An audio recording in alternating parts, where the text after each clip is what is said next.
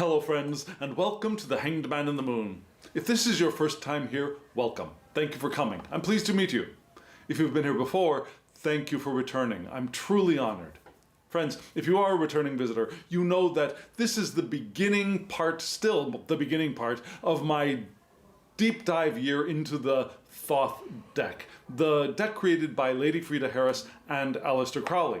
Now, if you've been following along, you already know that actually, before I started this journey with the Thoth Tarot, the year before this, last year, I was exploring the Continental Tarot system and focusing mostly on the Tarot of the Holy Light by the beautiful, wonderful, brilliant Christine Payne-Towler.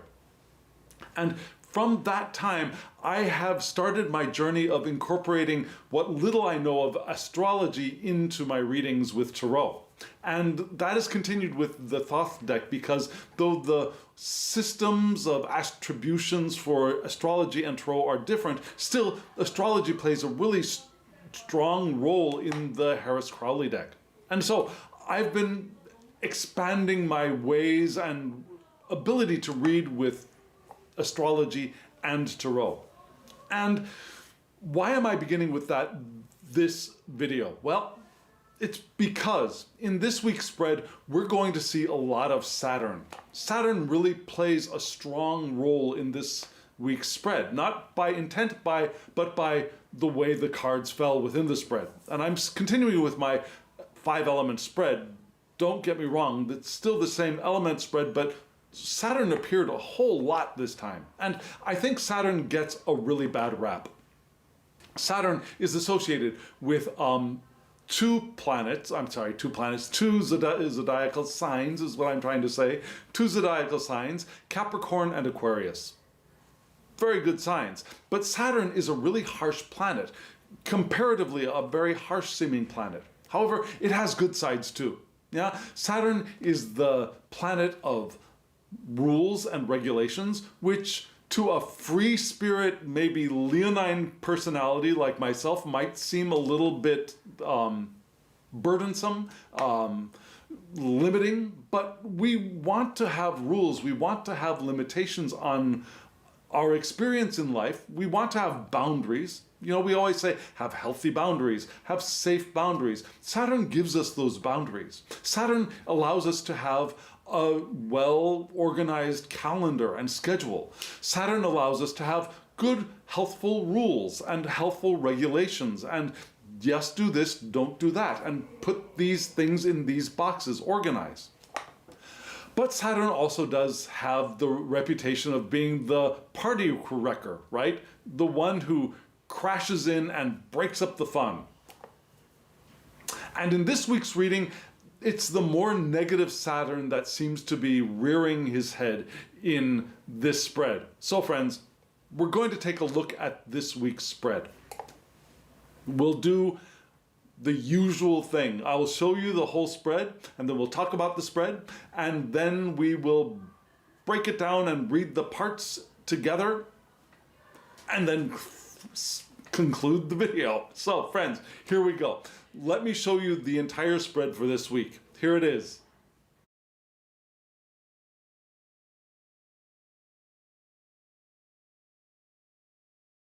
What do you think of this spread? What do you think of the way the cards look placed next to each other? You saw that I'm still using my personally trimmed version of the large Harris-Crowley deck, and I trimmed off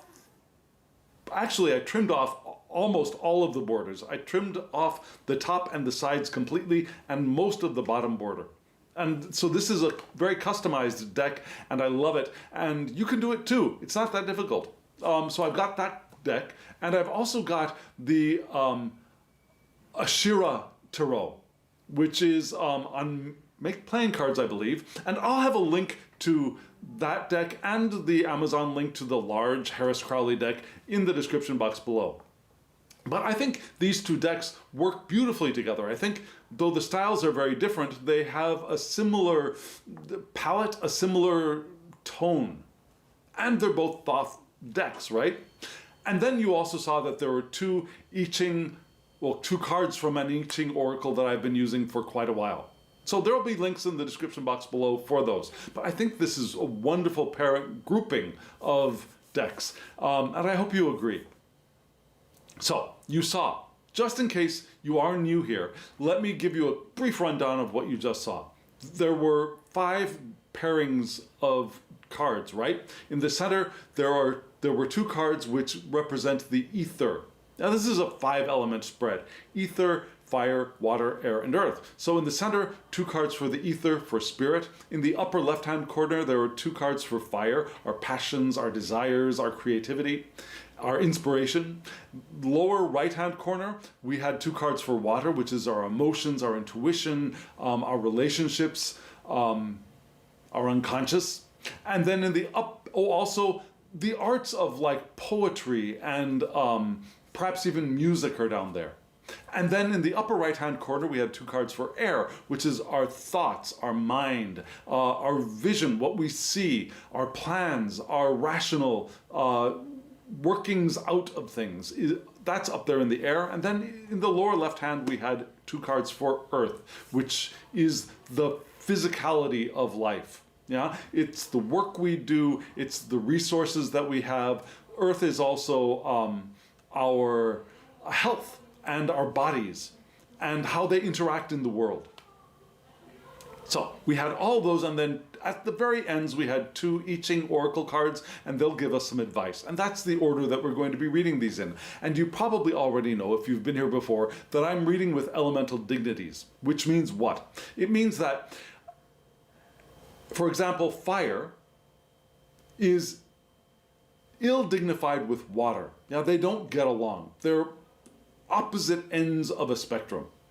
Now, fire and air support and uplift each other. Fire and earth, they're neutral. Fire and water, they're ill-dignified. Water, on the other hand, again, is ill-dignified with fire, but is neutral to air and is uplifted with earth. Earth and water uplift each other. Fire and air uplift each other. Yeah, does that make sense? So, I'm reading with elemental dignities, and that helps to color, to give texture to the reading, I believe. So, friends, now you know what you just saw. Let's start at the very beginning with the spirit, with the ether section. Here are those 2 cards.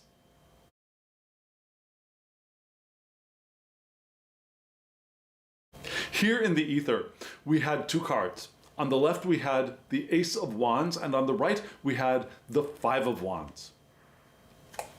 Nice. Now, fire and ether, actually, there's no ill dignity for ether, at least the way I read it. Yeah? So, 2 fire cards in the ether are wonderful. They're fine. However, these 2 cards together do give us a little bit of conflict. And I've noticed that as I've been reading with the Thoth system, I've been finding a lot of conflict in the spreads this year. Conflict between cards in positions. And that, I believe, gives us some, again, extra depth, extra texture to the reading. Not that the conflict means that it's negative, it's just pointing out where there are trouble spots and things that we might want to give our attention to. And so here in the ether, again, we had 2 fire cards, passion, right? Our inspiration. It could be spirit. Fire is also sometimes linked with the fire of the Spirit. Think Pentecost if you are Christian, yeah? The Holy Spirit descending with fire, a baptism of fire. So wands being in ether actually works fairly well, I believe, in a very interesting way. And the Ace of Wands, in the Harris-Crowley deck, I think this is a beautiful card. Yeah, we've got the very traditional-looking club-ish like ace here in the Ace of Wands. Now, if you look at the Tarot de Marseille Ace of Wands, there's a hand holding it, sure, but the kind of clubbish wand is very similar to this wand, except for one thing.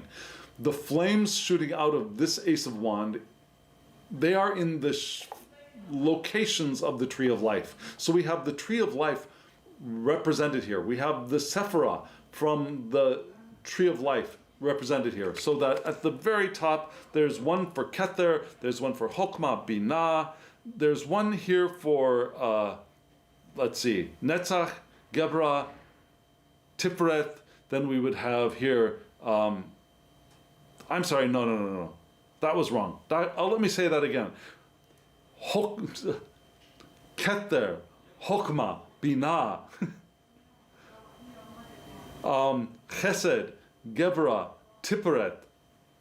Then we would have down here Netzach, Hod, Yod, Malkut.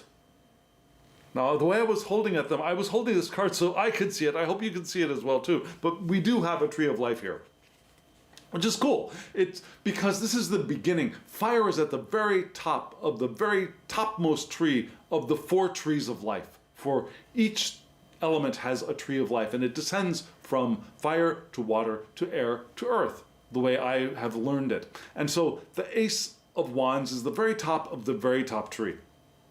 So, and we see the entire tree, fire tree here in the Ace. So everything is encompassed, everything is expressed in the Ace. It's the root of fire. It's pure potential, which could go anywhere and do anything. And fire is a spiritual force. It's the symbol of spirit for Crowley. It's a flash of inspiration, which is wonderful. Yeah, it's not exactly a firework so much, because I think a firework is much shorter lived than this. However, we don't have a let me just take this back card away. We don't have a guaranteed longevity to this flash of inspiration. It is a flash, but I think perhaps a little bit longer lived than a firework might be. Now, there's an abstract and I'm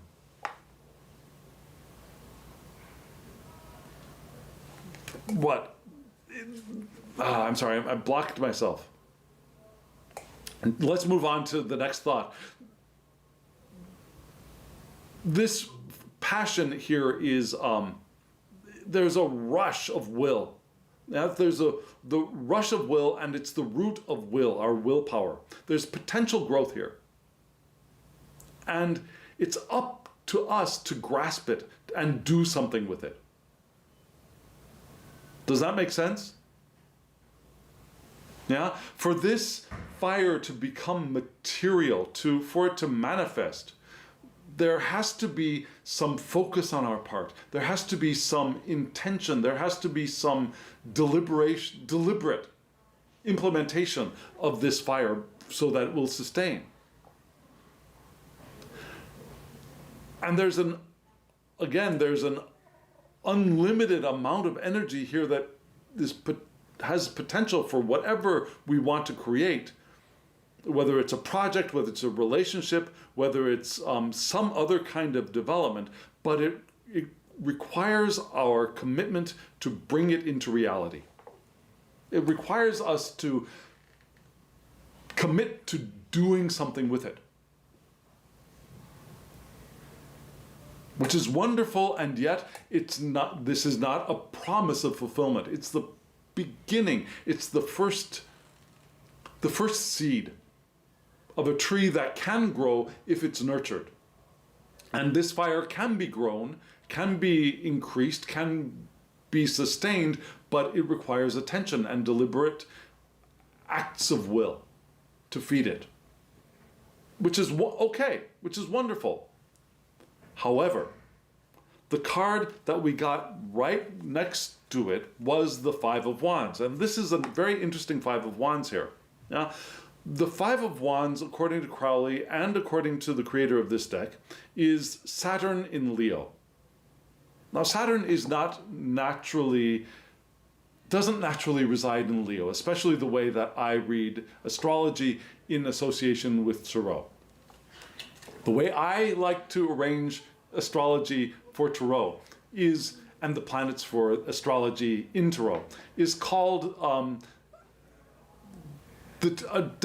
triplicity of the decans, where a triplicity of decans, where, what does that mean? It means that the planets associated with the fire signs are in the fire signs only.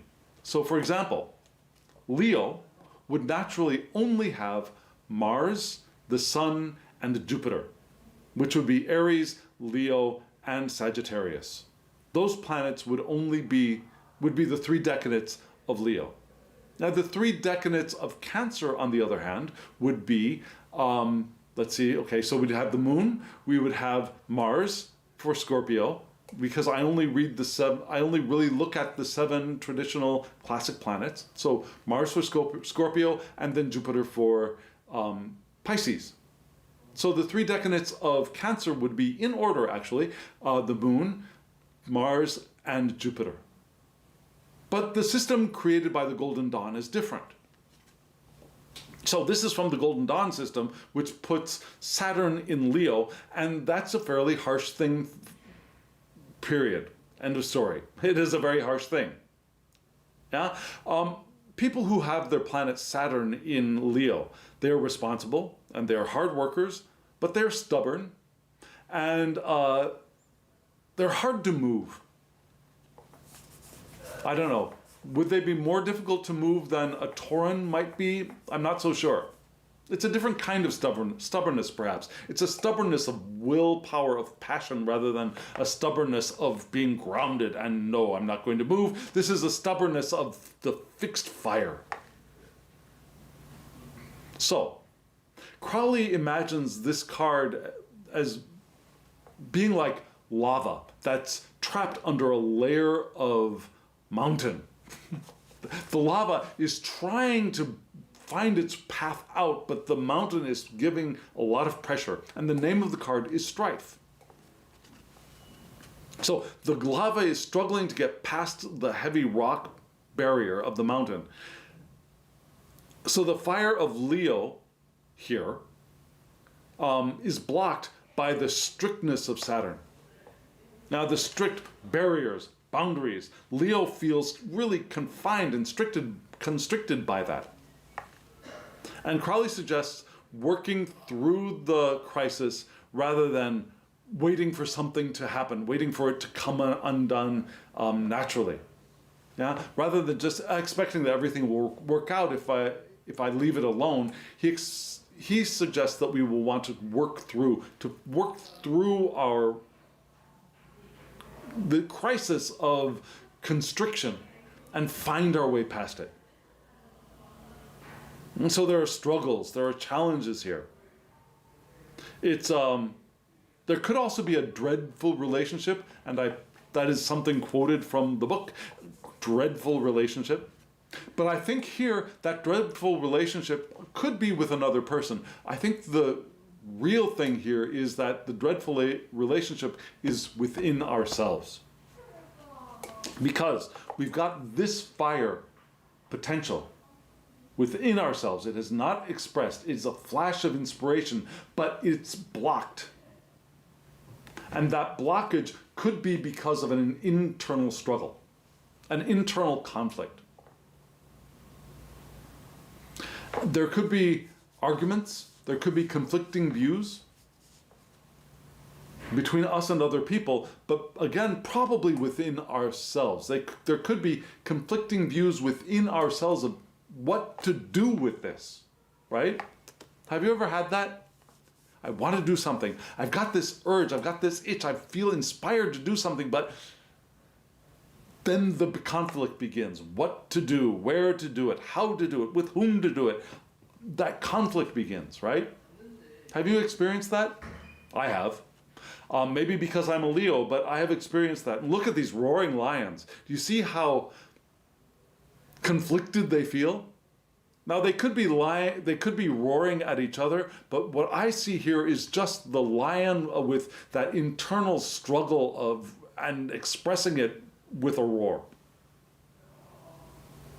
So there could be conflicting views, especially around expanding or contracting the topic of our interest. And the topic of our interest here is this new thing. And the conflict really does seem to me to be of how to get it to expand. Contracting from this point would just be a what, pittering out, sputtering out into nothingness, right? But we want this to grow, and yet we're conflicted about how to get it to expand, how to feed it, how to grow, and how to nurture it.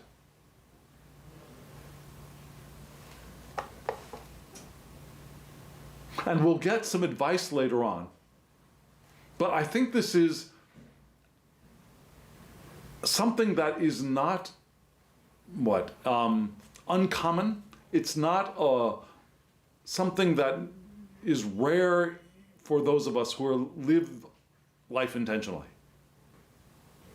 Even those who live intentional lives, when that burst of inspiration comes up, sometimes will, now what do I do? And that now what do I do moment can cause internal conflict. Well, I gotta get it organized. I gotta do something about this. I've gotta figure it out. I've gotta find the path. I gotta make lists. I gotta do something. How do I nurture it? Do I do it this way or that way or alone with other people? What do I do? I think that's what these two cards together are pointing towards.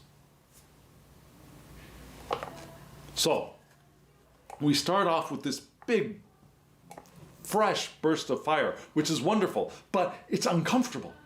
And it causes strife, internal strife, I believe. And it's really interesting because this card, the Five of Wands, is going to show up again pretty quickly. Now, last week we had two fives again, fives of swords. This week we've got two fives of wands. Interesting. We're going from the head, the air, into our passions and our heart and our desires with conflict. Now, the Five of Swords was a kind of fatalist, not a fatalistic, but a mentally dark card of futility, I believe. I think that's the name of it. I haven't memorized all of the titles yet. I think it was futility. But here, with fire, it's strife. It's conflict. And we're going to see it again. But first, we're going to go into the fire section of the spread, which was in the upper left-hand corner. And don't worry, the Five of Wands is not here. Let's take a look at those two cards right now.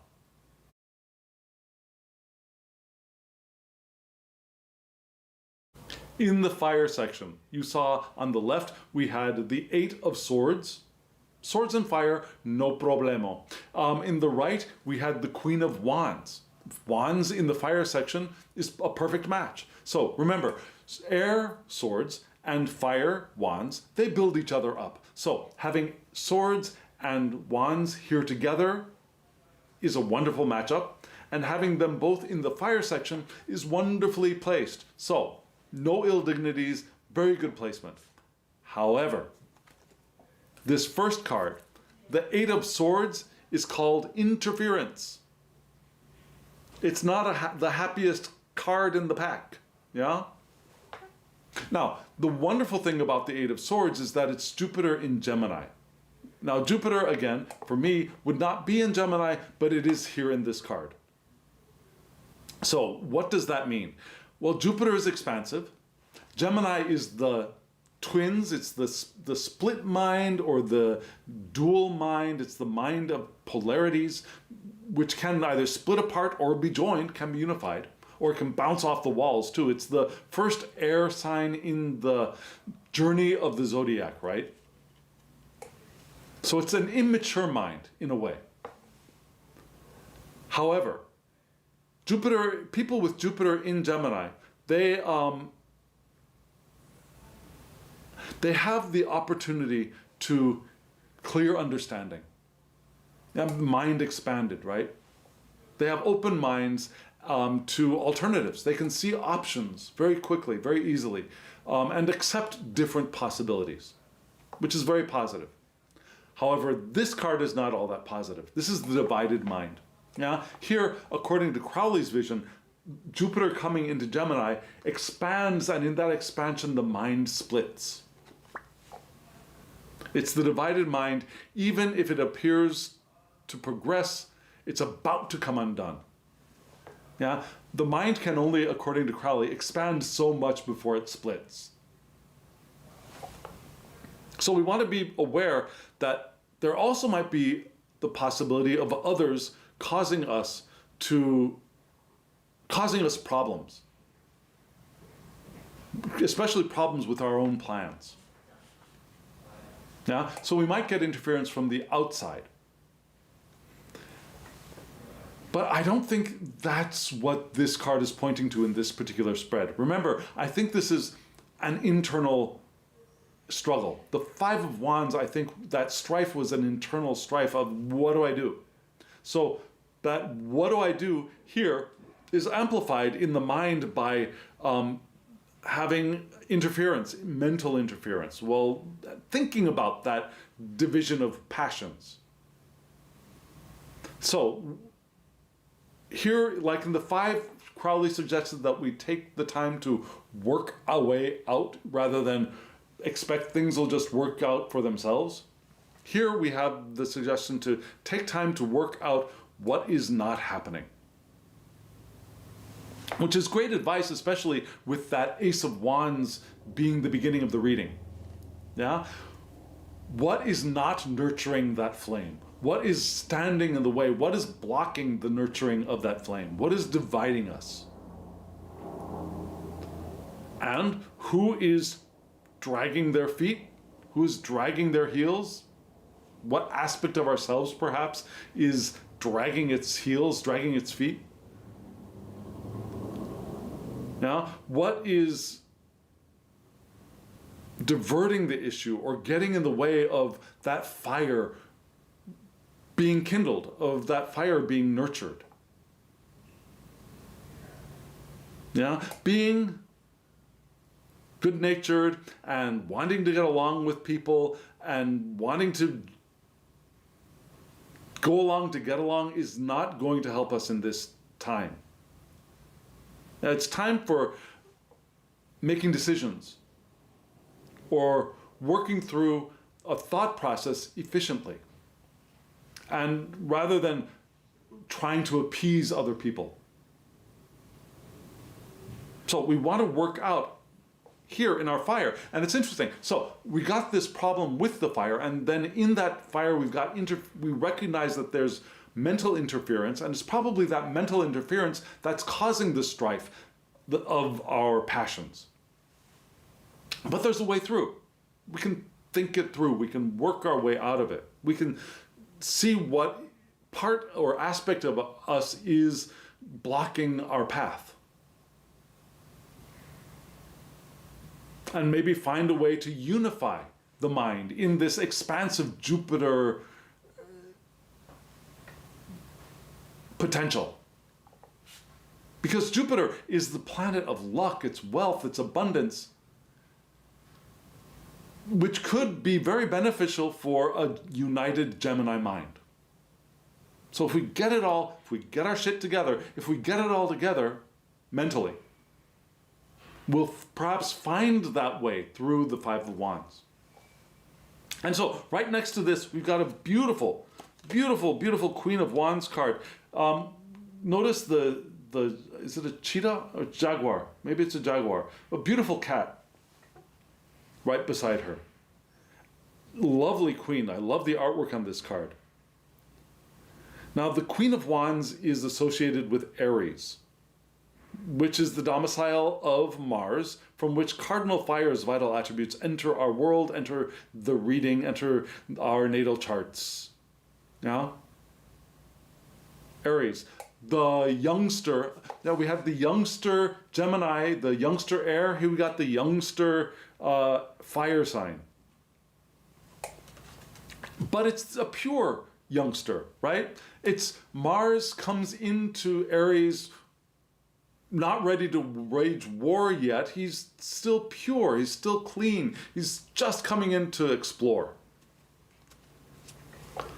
Now, Crowley associates the Queen of Wands with hexagram 17, which is pronounced Sui, I guess. Sui, don't take my pronunciation and learn it for yourself. I'm not a Chinese speaker, but Sui, let's say it's Sui, which is lake over thunder. Yeah, which is what? Let me hold this up in my left hand. My hand is getting tired. It's following. Yeah, Crowley says it's impulsiveness without the direction of creativity. There could be some fickleness here. There could be some disloyalty to a person indicated by hexagram 17. But sometimes the impulsiveness is a good thing. Yeah, and Mars in Aries is very impulsive, right? So it's a good match. But what does the Queen of Wands mean for Crowley, especially in this Harris-Crowley deck? Well, there's an adaptability. So the more positive side of fickleness is perhaps adaptability. Being able to move with the flow of the lava rather than the movement of the water rather than the movement of the water, because this is a fire card, not a water card. So adaptability, and yet there's a persistence to it. There's adaptability and persistent action is here with the Queen of Wands. She has a calm authority.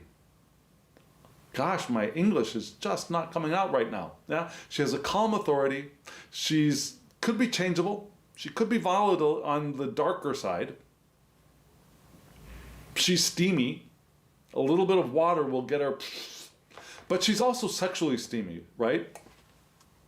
And she's unrelenting, and she is remorseless. If you wrong her, watch out for your gonads, wherever they be. Whether they are in a male body, in a female body, a trans body, an intersex body, whatever, a cis body, watch out for them gonads if they're still there, because she's coming for them. In either a good way or a bad way, yeah? There's a need for her to reflect upon her impulses. And remember, we're all Queens of Wands, whether, again, we're in male bodies, we're in female bodies, we're in trans, cis bodies, we're in intersex bodies, whatever, we are all queens. We're all hers, we're all hims, we're all thems. So, us as Queens of Wands, just for simplicity, yeah, we need to reflect upon our impulses and develop a steady flow of action. We want to avoid taking offense or having feelings of wanting revenge, because that's something she can fall into. She can be a tyrannical authoritarian sometimes. But it's mostly because if that does happen, it's because she might be falling into outdated rules or outdated plan which asks for modification. Now, because while she does have flexibility, she can sometimes latch onto a mode of operating and forget to keep updated on the dark side of the Queen.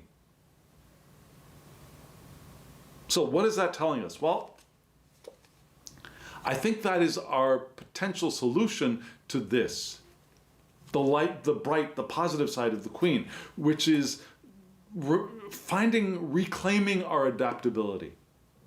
Recognizing where perhaps we are following outdated rules or outdated modes of operating or plans, and reclaim our ability to go with the lava, flow with the lava. Allowing ourselves to be changeable, not to the point of being fickle, but to the point of being flexible.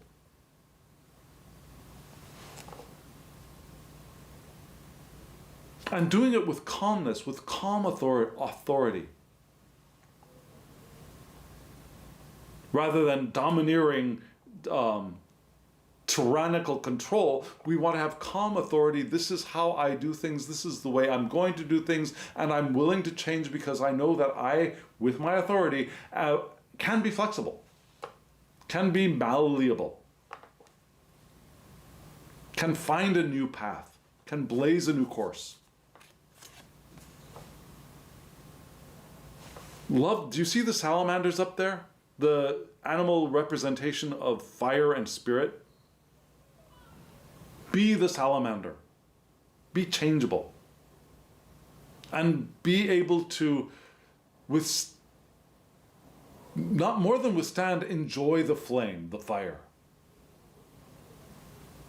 Be revitalized by it. As a good Queen of Wands can do.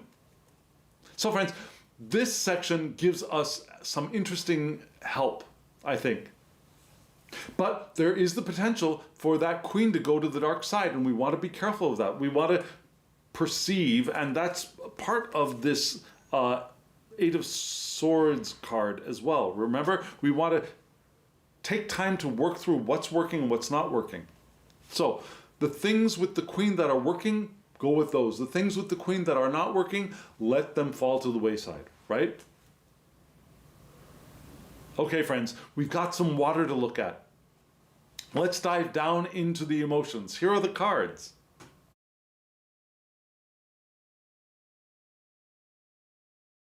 Yep, you saw it again.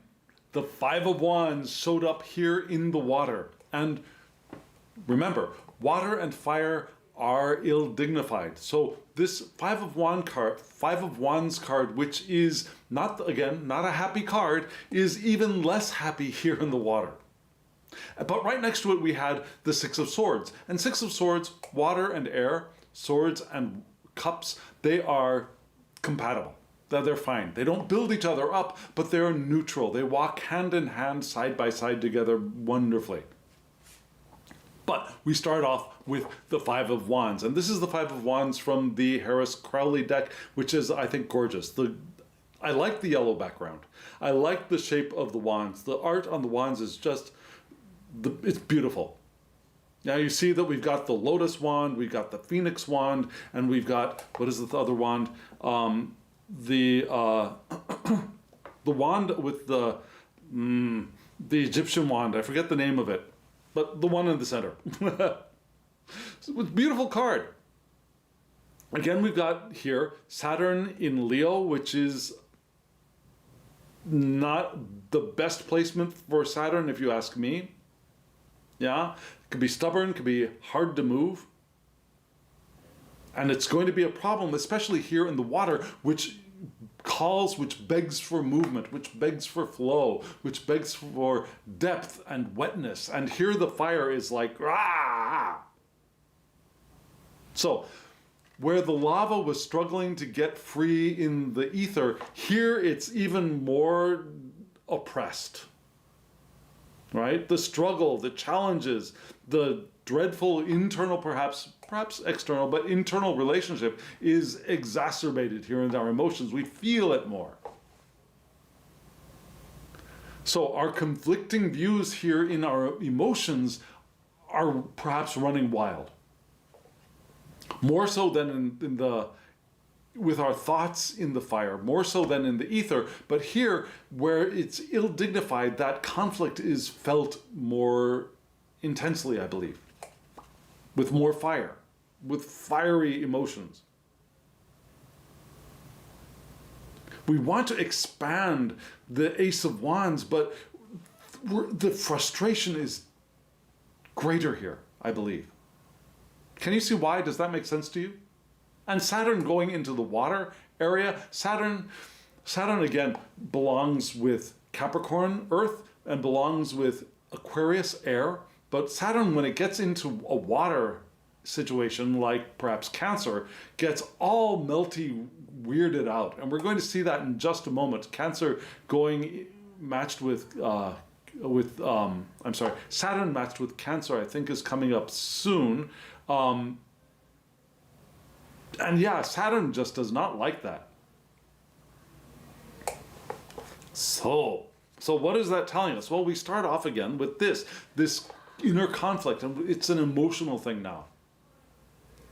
Our emotions are getting rocked. And remember, if we want to live intentional lives, we want to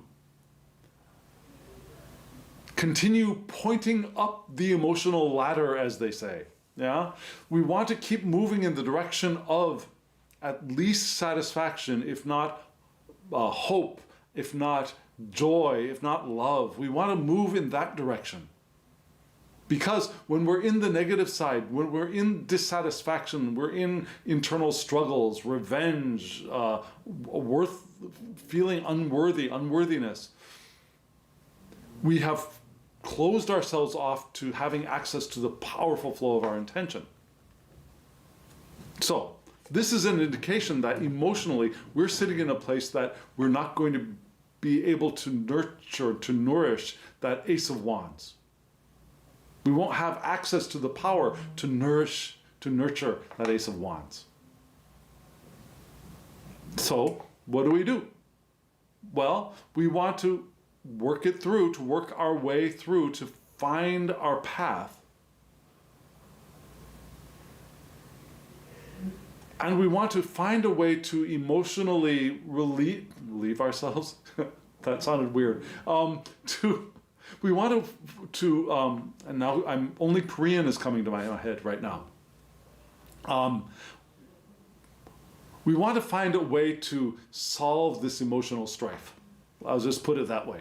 That's the best thing that can come to my mind right now. And so let's see if we get any help in this next card with the Six of Swords. Now the Six of Swords in the Harris-Crowley deck is called Science, and it is Mercury in what? Mercury in Aquarius, that's right, Mercury in Aquarius. So Mercury actually is fine in Aquarius for me. It's the mutable aspect of fixed air's vital attributes entering our world, because Mercury belongs in none other than Gemini. And so Mercury in Gemini, okay, that's right. So Mercury in Gemini gives us so we're going from Aquarius to Gemini. It's the second decanate of Aquarius, Mercury in Aquarius. And because it is the second decanate, we have a complement, which is what I was just saying, Saturn in Cancer. Yeah, Saturn in Cancer can be is like I said, Saturn doesn't like being in Cancer. Too much space, too much water, too much depth, not enough structure. So Saturn can become defensive and very private in Cancer. And that defensiveness, if we feel this emotional turmoil, if we feel this emotional turmoil, we can, within ourselves, we can sometimes get defensive, right? With other people, especially. No, I'm fine. Stop bothering me, I'm fine, right? Look, you don't look very fine. Have you ever been in that situation where either somebody that you're with is expressing that, or that you've expressed that, where inside you don't have the space, you don't have the energy, you don't have the ability to deal with other people's coming to help you because you're in so much turmoil? You just say, I'm fine, just leave me alone. This combined with this makes me think of that, especially. But the Six of Swords is actually a pretty good card. It's actually a fairly nice card, an acceptable card, a beneficial card in the emotions section, because we can cool off a little bit with this air here. So, being the Science card, there's a requirement of calm and measured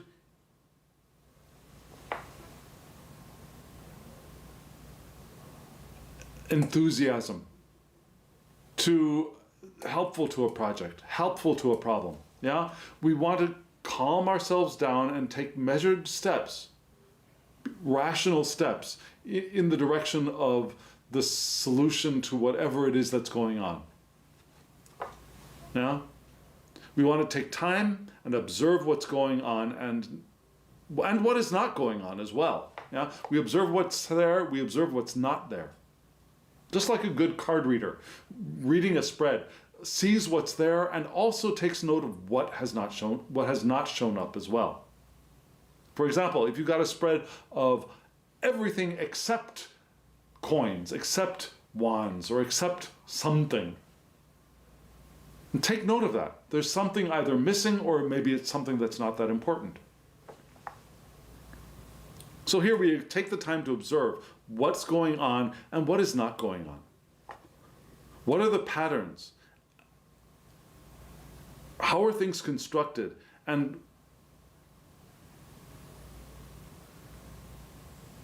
what is, again, progressing well and what is not? We want to be realistic, even in difficult times, especially in regards to relationships here. Especially in regards to relationship with self here. We want to be realistic. We don't want to have either,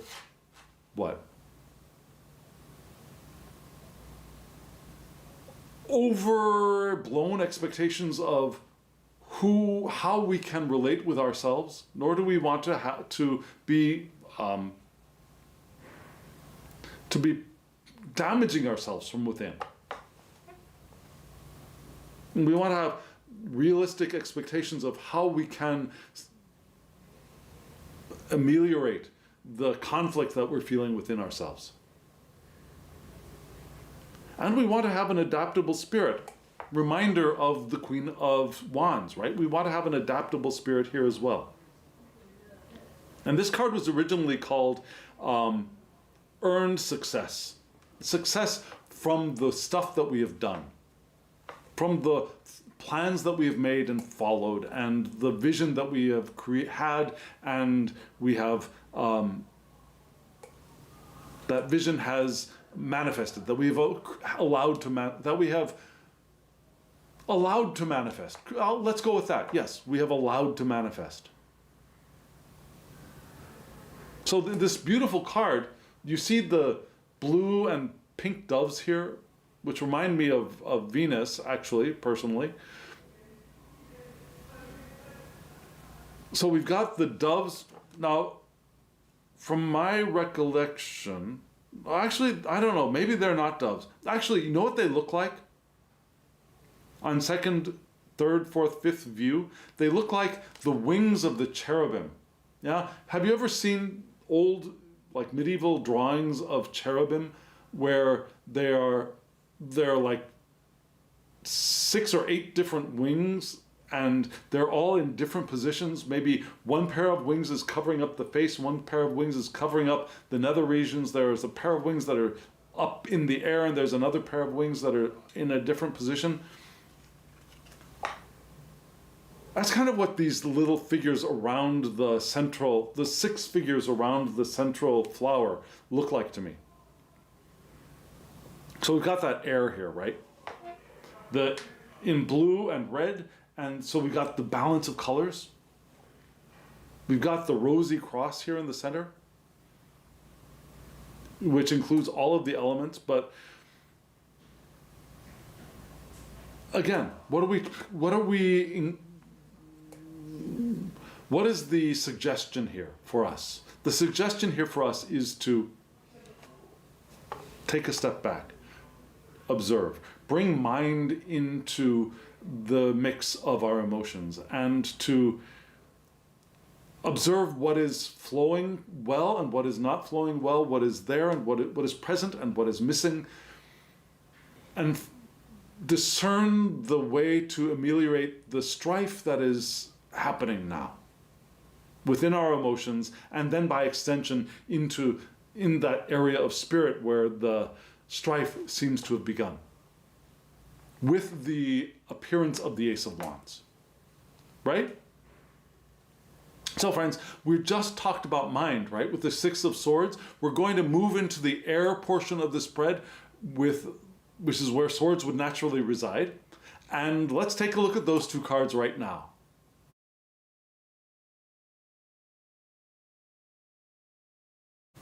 In the air portion of the spread, we have no swords cards. We have a Prince of Discs, another court card, and then we have the Seven of Wands, another expression of fire here in our minds.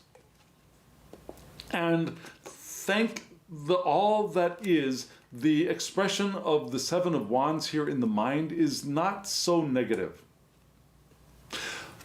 But we begin with the Prince of Discs, which is problematic here in the air section, because discs is earth and air are incompatible, are ill-dignified, I should say. They're ill-dignified because they're incompatible. Yeah.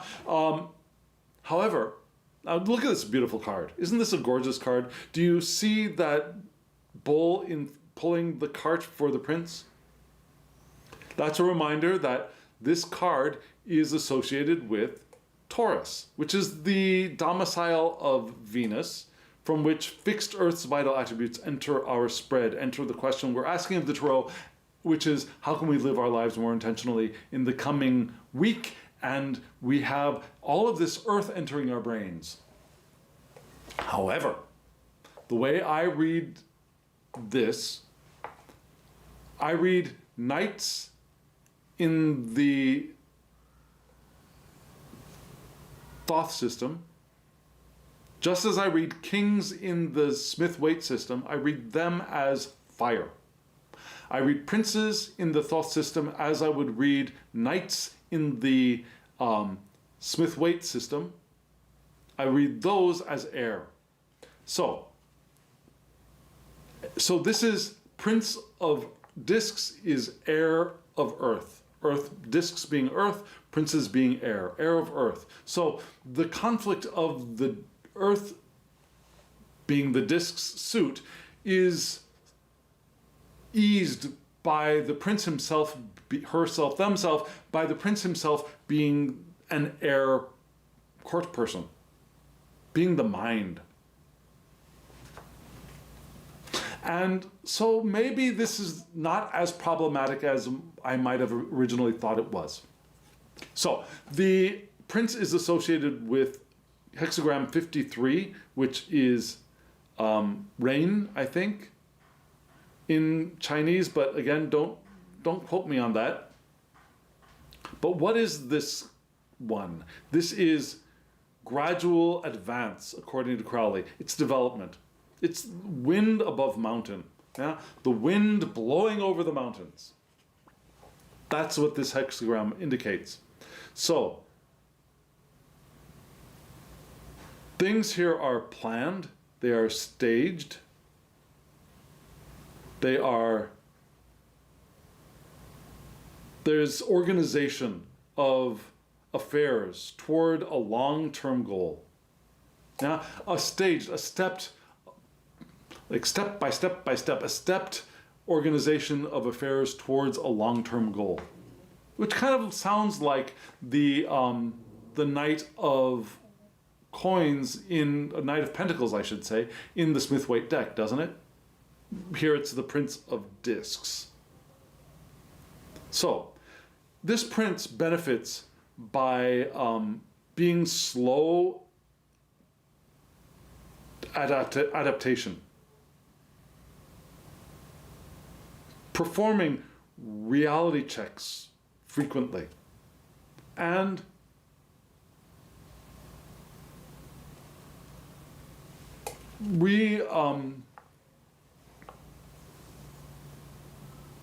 repurposing circumstances to an intended goal. So we can take what we have and use what we have in different ways to achieve an outcome that we want.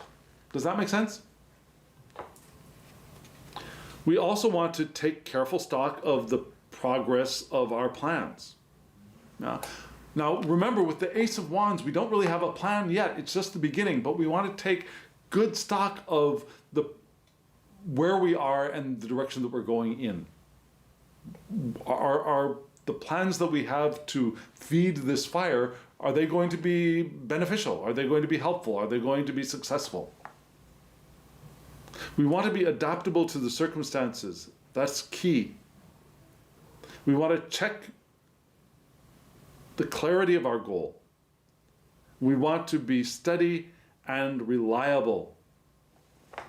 We want to move forward and live steadily and reliably. That's what the Prince is indicating. And that's where we want our mind to be. We want our mind to be on assessing our plans, assessing what we're going to be doing with this Ace of Wands, I believe. Checking our goal, what do we want this ace to develop into? This new inspiration, this passion that is causing this internal struggle right now, but which is a good thing, eventually will be a good thing, but what do we want it to become? And we want to be adaptable. We want to take it slowly. We want to perform reality checks. And maybe those reality checks will help to ease the internal strife that we're feeling right now. And this card is paired with a very interesting, like I said, Seven of Wands, which is Valor. It's called Valor by Harris-Crowley. And here we have Mars in Leo. So we have the cardinal aspect of fixed fire's vital attributes entering our spread. But because it's Mars in Leo, which is Aries, the Aries decadent of Leo, we have an exaltation of the sun in Aries, which is really, really interesting, I think. Yeah? So, why? Let me just get my hands together. Here we have Aries, here we have Leo. Aries planet is Mars, Leo's planet is the sun. So Aries planet Mars is in Leo, and Leo's planet the sun is in Aries, in this one card, which I think is really, really interesting. And do you see how these, I don't know, they look like white pom-poms to me, but I think they're supposed to be white flame, white glowing light coming from these little flames, these 7 little flames. I think that's what it's supposed to be.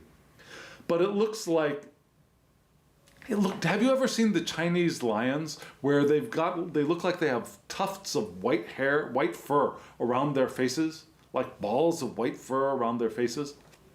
It's kind of what it reminds me of. And you see that this lion has what looks to me to be a disc in in its mouth. Do you see that? It's a really interesting design. But all this red is wonderful. And it's wonderful to me because it's broken up by some white, some yellow, and some purple. For example, the Emperor card in the Harris-Crowley deck is, I don't like it very much because it's so yellow-red. It's very red, and yellow is the only color to relieve that orangish, reddish, fiery color on the card, and it's so intense, there's like a wash to the image to me. There's so much vibrant energy there, it all kind of just blanks itself out. Does that make sense?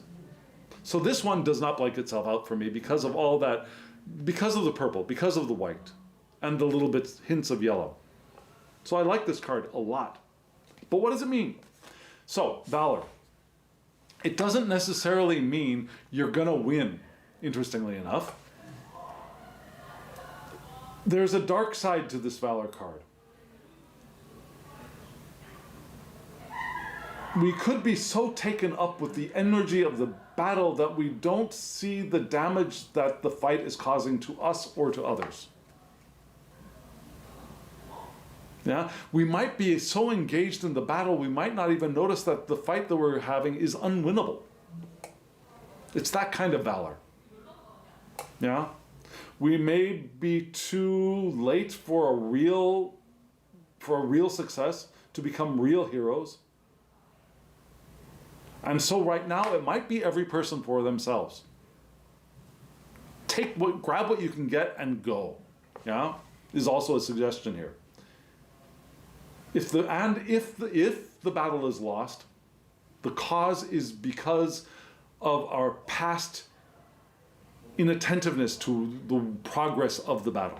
We've gotten so wrapped up in the battle, we haven't been paying attention to what we're doing, right? So again, Crowley suggests maybe we might want to get what we can get and get the hell out of there. And trying to win at this point will be such a drain on our energy, it would be less than beneficial. So, you might say take the money and run. You've done it, you've waged a good fight, but it's time to stop. You're getting so wrapped up in the battle, you're losing touch with whether the battle is winnable. So while this is a really cool card and a really cool placement of Mars in Leo, it could get, we're on the verge of things getting out of hand. We're on the verge of being so valorous that we're going to end up causing our own defeat. And that reminds us of the strife card with the Five of Wands, right? So, this is not the time to battle it out within ourselves. Yeah, the Five of Wands card is saying to find our path through, to work things out, but not work things out by going to war. And that's what I think this is cautioning us for. We don't want to go there. I think this is the direction we want to move in by being level-headed, being cool, being calm, take careful stock of where we are, what's going on, what's not going on, and perform reality checks and really steady progress is the direction we want to be moving in. Not being valorous and I'm gonna win at all costs, right? So we're going to move here from the mind into the body, from air into the earth. We have two cards for that right now. Here they are.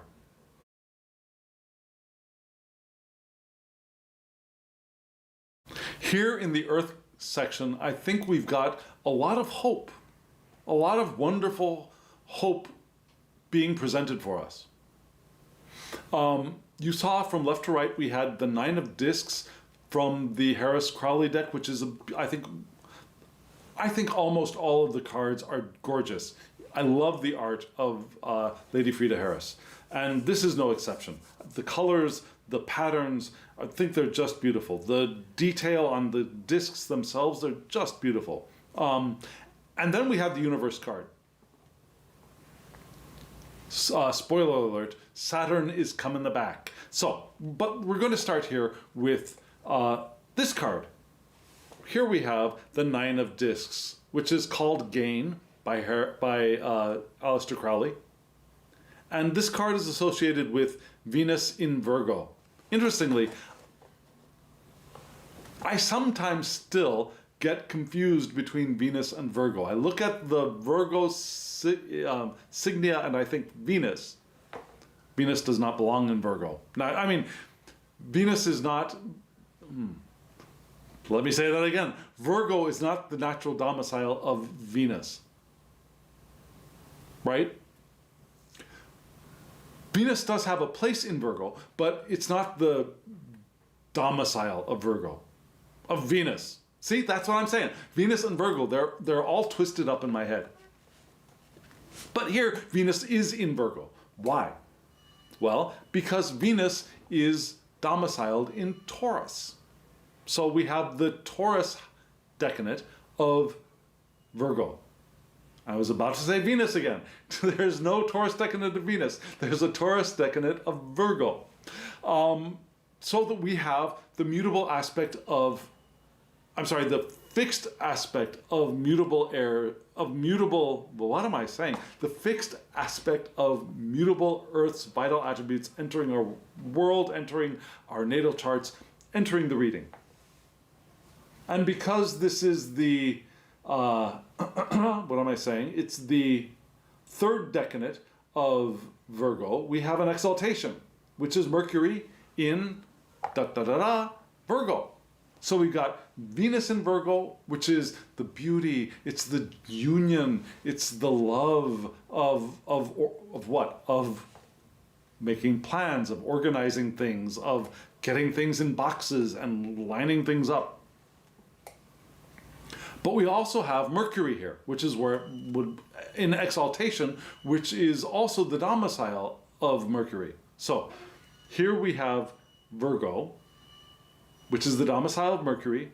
We also have Mercury exalted in Virgo. So a lot of Mercury here, a lot of exaltation, a lot of joy, a lot of wonderful stuff. And in this 9 of Discs card, a lot of that is expressed. And I quote, "Everything is the best in the best of all possible worlds." Yeah? You think of the optimists, the school of optimism, yeah, which was satired in Candide by Voltaire. Yeah, that everything is the best in the best of all possible worlds. Everything is for the best in the best of all possible worlds. The world that we live in now is the best of all possible worlds, and everything that is happening in the world now is happening for the best in the best of all possible worlds. That's the school of optimism that Voltaire was satirizing in Candide. But here, that's what this card is pointing to. Everything is for the best in the best of all possible worlds. Yeah? This card purrs with satisfaction in having harvested what it earned. Yeah? It rubs its hands and sits at ease. Yeah? That thing. Now that's what the 9 of Discs is for Aleister Crowley. There's increasing good luck here in material affairs. We continue managing the enthusiasm we have. Why? Because we may have, this is the point where our satisfaction may cause us to start losing our enthusiasm. Yeah? We still want to maintain our satisfaction. We want to keep up the good work so that we can maintain this, the feeling of satisfaction, the feeling of good fortune, the experience of good outcomes for the labors that we have done. And again, our initial enthusiasm may be waning, or things may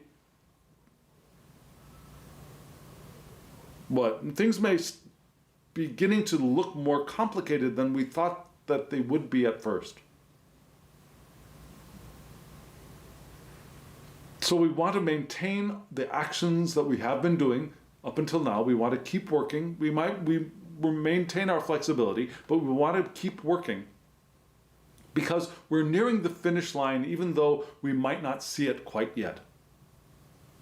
Now we're nearing the 10, we're nearing the end of the finish line, so we want to keep going even though our initial enthusiasm may be starting to wane. You know, you get that satisfaction moment and then that enthusiasm starts to wane. We could be on that cusp of going from yes to, I don't know, you know? Or yes to, but things aren't as easy as I thought they would be. Yeah? So what does that mean for us here in the work, or in the earth, the work? So we've got this wand that's growing, right? And we've got internal struggles. We got mental interference that we can work through with our Queen of Wandsiness. But here on the earth, we can feel satisfaction with who we are, where we are, and take stock, take heed that enthusiasm, that satisfaction, that rubbing our hands together and sitting down in pleasure could lead us over the cliff into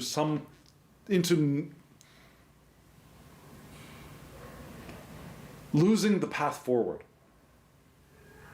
crashing into dissatisfaction. Now, in the Smith-Waite deck, remember the 9 of Cups card. The guy, the prosperous looking guy sitting in front of these 9 cups on top of a golden curtained off table or something, and behind him, sitting there like this. And that moment, the moment that is captured is satisfaction. But who knows whether that next moment is going to maintain that attitude, whether it's going to be, yes, and then, now what? Do you get it? You understand what I'm trying to say? So yeah, the 9 of Discs is wonderful. It's great. The card is beautiful. It's radiating. And we can purr with satisfaction, and yet we want to keep up the work. Don't get lazy. Don't sit back on our heels. Because the end is in sight. Just said that. Which is interesting because the very next card is the Universe card. And I love this rendition of the Universe card in this deck. Now, the Universe card is associated with none other than problematic Saturn. So Saturn is domiciled in both Capricorn and in Aquarius. So we have cardinal Earth and fixed air's vital attributes entering our reading, entering our world here. And because it's in the Earth section, we're going to let Aquarius, I think, fall off for now and keep Saturn in Capricorn, which is striving to work towards the top, trying to find our way to the pinnacle, making sure we're getting along with other people so that there are no obstacles there, but we keep climbing up the mountain to find our success, like a good Capricorn goat should. Now, this card, the Universe card, is the connection between Yesod, which is foundation, and Malkut, which is kingdom, which is manifestation. So we move from our foundation into manifestation, into the realization of completion, here with the Universe card. And it's associated with the Hebrew letter Tav, which is a cross or a mark. The X marks the spot kind of idea. Also associated because we want to associate our runes here too with Ingwaz, which is the earth god, the great god Ing, for fertility, also for growth and for, but also for retreat. Now, retreat from conflict, battle, but also for growth and for fertility. And again, like I said, the earth god. What could be more appropriate here in the earth section of the spread? So the Universe card is the manifestation of the divine and an emanation of spirit here into the physical realm. Yeah? There's a coming together and yet an ending of things. Now, things are joined, are finally unified, and that's the end of the cycle. Oh, I'm sorry, just lost the card. Just a second, let me go find it. It ran off into the distance. Got the card again. Full disclosure, the one problem of using these two decks together is their size is so similar that it feels like I can hold both cards in the hand at the same time, like this, because they're so similar, but they are different enough that this deck is going to go flying while I hold this one with it. So that's what just happened. This card went to flying. Where was I? Yes. Coming together of things, but it's also the coming together things at the end of a cycle. So we want to be ready to create a new beginning, which is great because we got that Ace of Wands. So maybe the struggle that we're feeling, maybe that Five of Wands strife that we're feeling within ourselves is because we haven't gotten to the new thing yet. We haven't finished the old yet. Yeah? Maybe that's where the strife is happening, the struggle is happening. So we want to complete the synthesis. We want to achieve completion. And the new beginning will be ready to begin. We need to get through, we need to, now I say we need to get through the end. It sounds like a very negative thing, but it doesn't have to, I'm not trying to make it sound negative. We need to accomplish the ending before we can begin the beginning, right? Begin the beginning. So there's a set structure and there's a format, which is possible here. Now there are final arrangements. There's a tying up of things, a completion that wants to happen before we can begin nurturing that Ace of Wands. And we want to do it in a timely fashion so that passion, that inspiration doesn't sputter out. So maybe that's where we want to put our attention. Perhaps it's time for a well-deserved rest, perhaps, and maybe that rest is the completion. I know that would have to be something that you want to do the work of the Six of Swords with by taking a step back and observing what is working, what is not working, what is there, what is not there. So is the completion there, ready to happen? Has it just happened? And is it time to take a rest so that we can then feed the fire of the Ace of Wands? Or do we need to do the completion first before we can move on? That makes sense, right? I hope. One thing I love about this card is that kind of pseudo rainbow that is the banner that wraps itself around the dancing figure in the center. Well, it's not a pseudo, it is a real rainbow. It has all the colors there. The yellow, red, and blue are the strongest to me, but there's orange there, there's green there. It's the full rainbow. I like that. I like that a lot. And I like the way that the rainbow ties the top and the bottom together as it wraps itself, as it winds its way, it curves its way around the front of the dancer in the center. Beautiful card. Absolutely beautiful card. So yeah. Now, so that's where we are. And so maybe that sense of satisfaction from the Nine of Discs could be where we do the resting and then we start up, but it's not the end, it's the end of the end for a beginning. So we begin doing the good work again. We keep on doing the good work, but maybe we also allow ourselves a pause. And maybe in that pause we can do that Six of Swords work of observing what's working, what's not working, what has happened, what has not happened, and we can ease that internal strife and struggle. Now, we have two cards of advice, and this time the I-Ching really is giving us, I believe, advice. Sometimes it seems to just be restating the message of the entire spread. This time, I think it's moving on to advice. Let's take a look at those two cards together right now.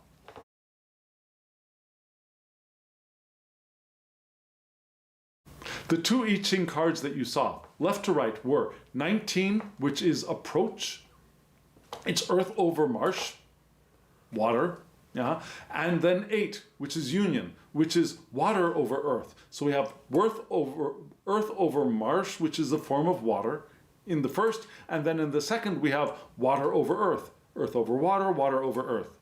Interesting. Now, marsh and water are not the same thing, but still there's an echo, if you will. And these two cards together, I think, are beautiful. Now, the tone of both cards in the artwork is similar. It's not the dark blue grays, it's not the vibrant yellows. This is a calm, quiet, soft, brownish color, right? As the palette, the background.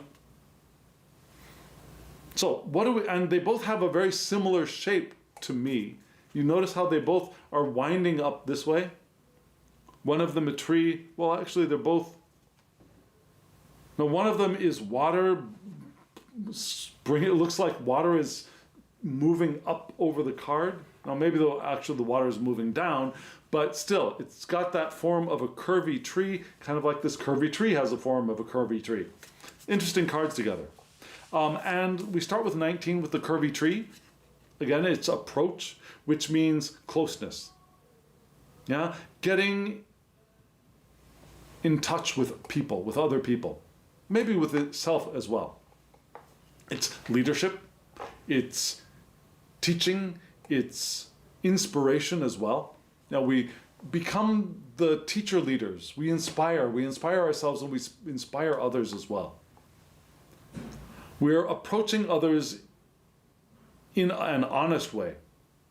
Now we act in justice and in truth, especially when we are leading. We lead in justice and in truth with this card, with this hexagram. There's a possibility of short-term challenges here, which we've explored, I think. I think this is indicating that that internal strife, the internal struggle of the strife card, the Five of Wands, is a temporary situation. So there's this possibility of short-term challenges, the Five of Wands, but we can establish profound connections with others here. Again, with leadership, with teaching, acting with justice and truth, with fairness and sincerity.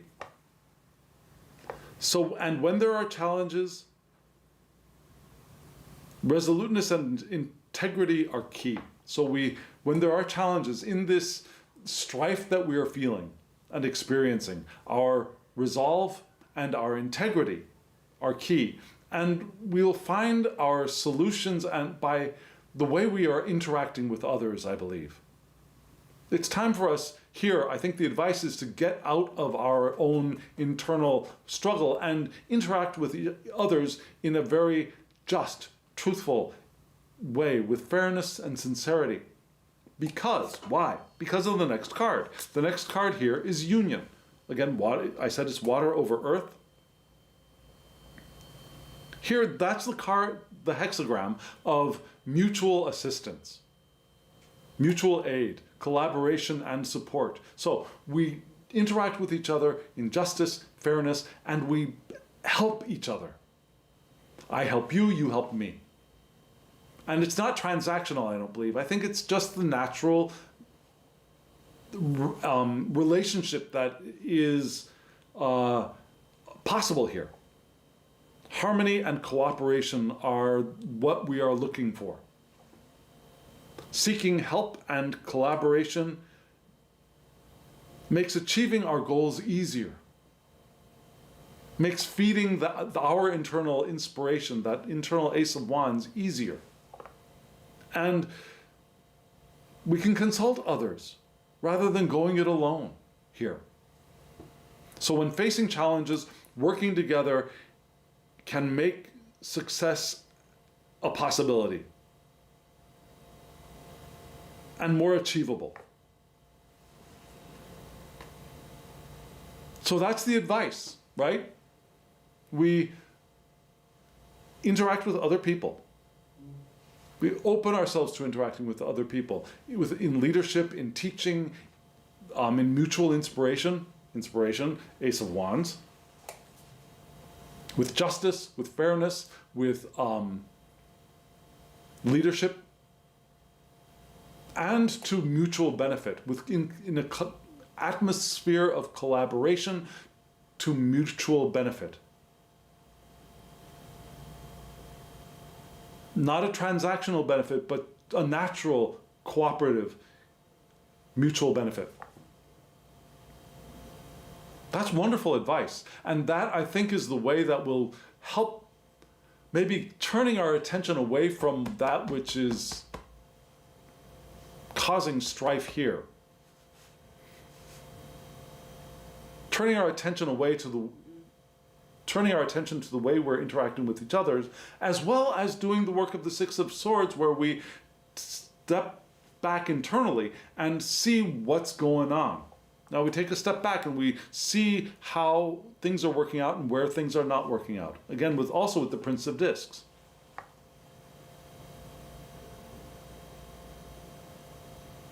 And we don't fight, we don't get so engaged in the struggle and the fight that we forget to notice that we're fighting a losing battle. Because now it's not the time to battle, it's the time to complete, to wrap things up, to join things together, and to join with other people. Does that make sense? I hope so. If it does, let me know in the comments below. If it does not, let me know in the comments below. I would really love to hear from you. So friends, thank you for joining me on this excursion through this spread. And again, I told you, I think, that there will be links in the description box below if you want to buy one or most of these decks yourself. The trimmed version of the Harris-Crowley deck, you'll have to trim it yourself, but it's, like I said, it's not that difficult. The other decks, the now I've forgotten the name of it. It's in the description box below. It's a beautiful deck. Go get it. And this deck, you'll have the link to the Facebook page of the creator, and you'll probably be able to get a deck through that person. Yeah, so that's all in the description box below. And if you want a private reading from me, my email address is below. Send me an email to thehangedmaninthemoon@gmail.com. We'll get you a reading. So friends, thank you again. And now, as always, I wish you love, joy, well-being, and pure awareness. Thank you.